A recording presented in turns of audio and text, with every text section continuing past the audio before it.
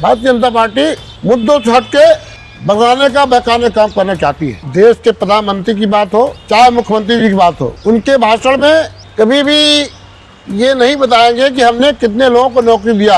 अनाज इसलिए कर देना चाहते हैं कि लोग काम नौकरियों पर ध्यान न दें। तो भदोही लोकसभा चुनाव वैसे समाज पार्टी जीत चुकी है पहले चुनाव के पहले। काजू है तस्तरी में विस्की गिलास में, उतरा है रामराज विधायक निवास में। जब मैं किसी विधायक और उसके पूरे तामझाम को देखता हूं तो मुझे अदम गोंडी साहब का यह शेर विशाखता याद आता है। लेकिन आज मैं एक ऐसे अपवाद के सामने खड़ा हूं। मेरा आशय है भदोही विधानसभा के विधायक जाहिद बेग साहब से, जिनके बारे में मैंने कुछ किंवदंतियां सुनी यहाँ आने के पहले कि वे साइकिल से चलते हैं, किसी की समस्या हो चले जाते हैं, जबकि उनके पास राजनीति की एक विरासत है। उनके पिता यूसुफ बेग साहब जो है सांसद रहे हैं भदोही के। और दूसरी चीज़ ये कि मैं जब यहाँ आया तो मैंने सुना कि जाहिद बेग साहब LIC के एजेंट हैं, मतलब वो अपनी आजीविका को अपने तरीके से कमाते हैं और विधायकी उनके लिए किसी भी तरीके से कमाई से ज़्यादा सेवा का काम है। आइए हम आपसे मिलवाते हैं भदोही ज़िले के विधायक जाहिद बेग साहब से। जाहिद साहब, आपका बहुत बहुत स्वागत है गांव के लोग में। धन्यवाद। चुनाव का माहौल चल रहा है और भदोही सरगर्म है, क्योंकि यहाँ पहले ही इंडिया ने अपना जो प्रत्याशी है वो घोषित कर रखा है। क्या माहौल है, किस तरह की बातें चल रही हैं हवा में? देखिए, सबसे पहले मैं भदोही के लोगों को, अपने ज़िले के प्रदेश के लोगों को नवरात्र की शुभकामना देता हूँ। आज महीने की शुरुआत होती है हिंदू भाइयों की, और वहीं मुस्लिम भाइयों की रोज़ा चल रहा है। 2 दिन बाद ईद है, उसकी भी शुभकामना बधाई देना चाहता हूँ। आज जहाँ तक चुनाव की बात है, चुनाव लोकसभा का होने जा रहा है और पहले चरण का चुनाव पश्चिम से शुरू होगा। आज जहाँ तक भदोही की बात है, मैं भदोही विधायक होने के नाते, समाजवादी पार्टी होने के नाते, भदोही पार्लियामेंट की बात आपने कही है। भदोही पार्लियामेंट में पिछली बार लोकसभा के चुनाव में बहुत कम वोट से हम लोग चुनाव हारे थे।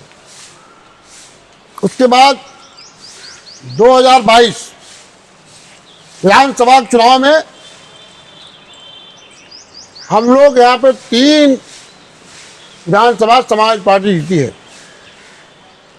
भदोही, हड़िया, प्रतापपुर, और औराई से मात्र 2000 से हम लोग चुनाव हारे हैं। आप कुछ कम मतों से ज्ञानपुर हारे, और 5 विधानसभा का चुनाव वोटिंग आप मिला देंगे तो भदोही लोकसभा चुनाव वैसे समाज पार्टी जीत चुकी है पहले चुनाव के पहले। जब इनकी लहर था हम लोग जीत चुके हैं, इसलिए यहाँ पे बहुत दिक्कत नहीं है।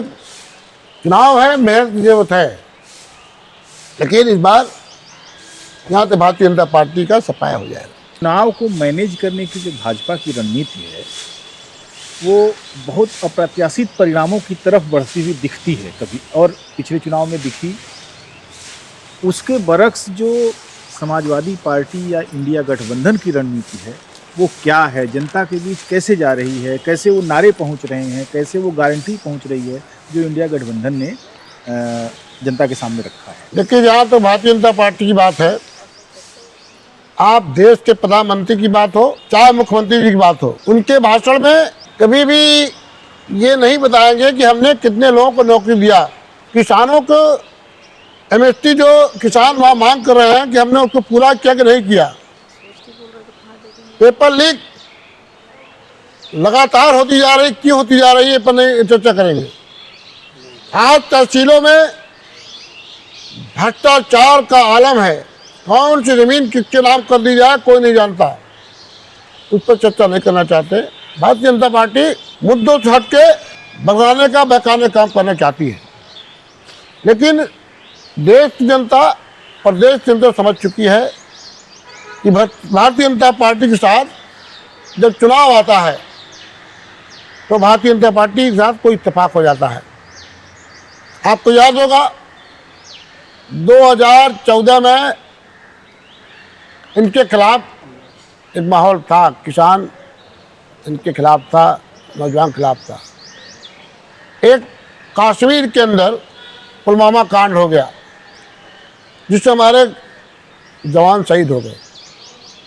मैं ये नहीं कहता हूँ कि इन्होंने कराया है, लेकिन चुनाव के टाइम इत्तेफाक होना कहीं न कहीं शक के दायरे में हो जाता है। और उसके बाद सार्वत्रिक चुनाव आता है, तो इलाहाबाद में कांड होता है। आज विधानसभा के चुनाव होने जा रहा है तो मुख्तार अंसारी विधायक का कांड हो गया। तो इत्तेफाक जनता जान गई है, इनके क्रियाकलापों को समझ चुकी है। एक बात आपने अभी जो कही कि इनकी बातों को, इनके इत्तेफाकों को जनता जान गई है, लेकिन अनाज की गारंटी एक ऐसी चीज़ है जो तमाम सारी इत्तेफाकों की जानकारी को धूमिल कर देती है। दूसरी चीज़ यह है इसी से लगी हुई कि भदोही ज़िला जो कि एक समय में बहुत सारे लोगों को रोज़गार देता था, आत्मनिर्भर बनाता था, आज उसकी स्थिति बहुत ख़राब दिख रही है। ऐसे में आपको क्या लगता है कि जो ये अनाज बांटने की जो गारंटी है उसके बरक्स आप कुछ नैरेटिव दे पाएंगे? नहीं, देखिए, चूँकि अब लोग समझ रहे हैं कि एक तरफ तो सरकार कहती है कि हमारा देश और प्रदेश ऊपर जा रहा है, और दूसरी तरफ देश के अंदर जितना अनाज ये बांटते हैं गरीबों के नाम पे, इसका मतलब कहीं न कहीं देश के अंदर बेरोजगारी है। सरकारी आंकड़ा बता रहा है। और सिर्फ अनाज पे सरकार ये चाहती है कि अनाज पे ही लोग सीमित हो जाएं, लोग पढ़ाई पे ध्यान न दें, दलित, पिछड़े, कमज़ोर लोग, जो अगले लोग हैं, कमज़ोर लोग के बच्चे स्कूलों में ना जाएं, इसलिए नौकरी छीनकर व्यापार खत्म करके अनाज के सहारे सरकार जनता को फुसला कर वोट लेना चाहती है। लेकिन लोग समझ चुके। जहाँ तक भदोही की बात है, क्योंकि भदोही का विधायक आपने सवाल किया, व्यापार की बात है। भदोही में आप देख रहे, जब से भारतीय जनता पार्टी की सरकार आई, दिन पे दिन एक्सपोर्ट उनका कम होते जा रहा है। भदोही में नहीं, देश में जो कारपेट का एक्सपोर्ट कम हुआ है। इस बार ये पिछले बार से कई 100 करोड़ रुपया एक्सपोर्ट कम हुआ है। इसके पीछे ये कारण ये है कि ये कोई सुविधा नहीं दे रहे हैं। अभी मुख्यमंत्री जी आए थे भदोही के अंदर 6 महीने पहले। भदोही में पूर्व मुख्यमंत्री श्री अखिलेश यादव जी ने कारपेट एक्सपोमार्ट बनवाया था, ताकि भदोही में कारपेट बाजार लगे, विदेश से लोग आए और वहाँ पर खरीदारी करें। मुख्यमंत्री जी आए थे, योगीनाथ जी वादा कर गए थे, और आज तक एक पैसा, ये बता दें, उनके लोगों से मैंने कई बार सवाल किया, विधानसभा में सवाल किया कि 3-3 बार आप मार्ट में गए, कारपेट मार्ट में, एक पैसा उसको आगे चलाने के नहीं दिया। क्योंकि एक भी सड़कें उत्तर प्रदेश सरकार जो सफाई कारखाने बनी थी, नहीं बनी।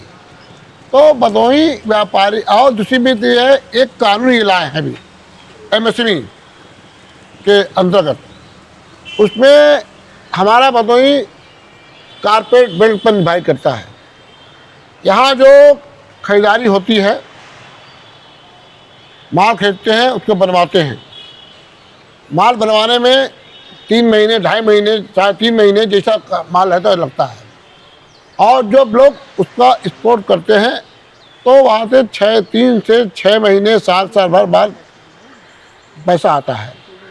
लेकिन उन्होंने एक कानून बना दिया कि आप कानून जो माल खरीदा जाता है आपकी सहमति से, तो आगे पीछे पैसा लोग लेते देते हैं, जैसा उनका निर्भर होता है। लेकिन उन्होंने कर दिया कि MSME से जो माल लेगा तो 45 दिन के अंदर अगर पेमेंट नहीं करेगा तो उस पर उनका कैपिटल मान लिया जाएगा, उस पर टैक्स लगा दिएगा। और ये खाली इसलिए लगा दिए हैं कि जो बड़े बड़े उद्योगपतियों को पैसा इन्होंने माफ किया, बैंक खाली हो गया है, उसको भरने के लिए। उसको भरने के लिए गरीब आदमी मर जाए, व्यापार समाप्त हो जाए, इस सरकार से कोई मतलब नहीं है। इस सरकार सिर्फ एक एक मुद्दे को लेकर चल के सरकार बनाना चाहती है, लेकिन जनता समझती है। रिपोर्ट आई थी कि भारत में कुल 8 करोड़ गरीब हैं और हमारे प्रधानमंत्री चिल्लाकर कहते हैं कि वे 85 करोड़ लोगों को अनाज दे रहे हैं। तो गरीबी रेखा के नीचे अगर 8 करोड़ लोग हैं तो फिर उसका 10 गुना वो अनाज लोगों को क्यों दे रहे हैं, जबकि वो लोग गरीब नहीं हैं? इस पर आप क्या कहें? सरकार आंकड़ा छिपा रही है। देश के अंदर गरीबी की रेखा के नीचे रहने वाले इससे ज़्यादा लोग हैं, और उसको छिपाने के लिए ये गलत आंकड़ा कर रहे हैं। और अनाज, मैंने आपको बताया कि अनाज इसलिए कर देना चाहते हैं कि लोग काम नौकरियों पर ध्यान न दें, उनके बच्चे पढ़ ना पाए। पहले जो होता था, सामंतवादी का बच्चा पढ़े, पूंजीपति का बच्चा पढ़े, गरीब का बच्चा ना पढ़े, वही रास्ते पर सरकार चल रही है। और धीरे धीरे नौकरियों समाप्त करने जा रहे हैं। चाहे आप, मैं एलआईसी की बात खड़ा हूँ, एलआईसी भी बेचने प्रयास कर रहे हैं, हर विभाग ने बेच दिया। रेल भेजने का काम कर रहे हैं, एयरपोर्ट भेजने का काम कर रहे हैं, यहाँ तक भी प्राइमरी स्कूलों में जो पढ़ाई होती थी उसको बेचने का काम कर रहे हैं।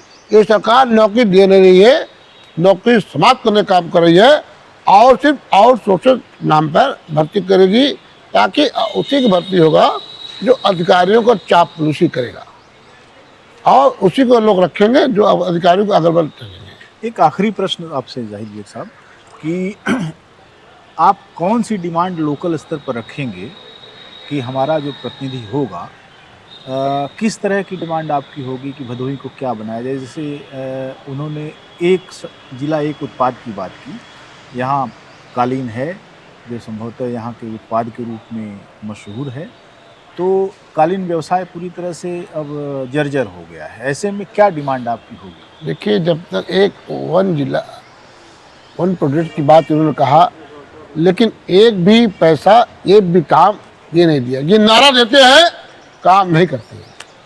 हमारी मांग है जो हमारी सरकार बनेगी, अब बनना तय है, इस बार इंडिया गठबंधन की सरकार बनना तय है, तो आप इंफ्रास्ट्रक्चर जो सड़कें, बिजली और सेंटर जो बुनकरों के थे उसको चालू कराना, साथ ही साथ जो कांग्रेस शासन काल में यात्रियों को सुविधा मिलती थी, बुनकरों को सुविधा मिलती थी, और बुनकरों को अलग से पैसे देना, और बेरोजगारी भत्ता जब तक वो सीखें, काम करें, परिवार को चलाने की गारंटी, उनको परिवार को चलाने की गारंटी ये सरकार का जिम्मेदारी होती है। सिर्फ अनाज बांटकर परिवार नहीं चल सकता, समाज नहीं चल सकता, बच्चे पढ़ नहीं सकते जब तक पूरी गारंटी आप नहीं लेंगे। अनाज के साथ साथ शिक्षा गारंटी और स्वास्थ्य की गारंटी, ये हम लोगों की पहली प्राथमिकता होगी। बहुत बहुत